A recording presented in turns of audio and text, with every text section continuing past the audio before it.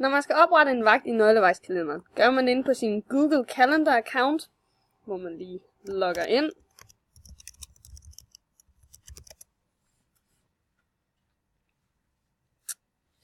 Herefter kan man ude i siden se, hvilket kalender man ligesom har tilvalgt. En god idé er at kunne have den ene, man ligesom redigerer i, valgt til. Så vi vælger nøglevagtskalender her. Jeg vil gerne oprette en ny nøglevagt. Det gør jeg ved at trykke på den dato, den ligesom skal være, mandag den 17. Jeg skriver mit navn. Tilføjer et tidspunkt, og det skal være fra klokken 13 til 15. Herefter kan jeg vælge More Options, hvilket jeg gør. Da jeg gerne vil have, at den her vagt skal være ugenlig.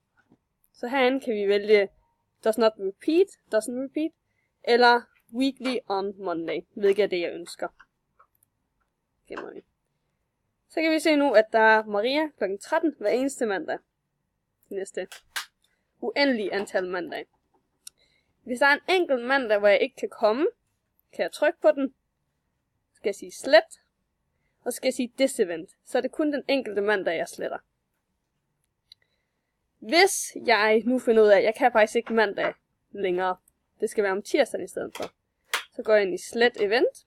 Så siger jeg this and following events. Så sletter jeg alle events frem efter uendeligt. Ja.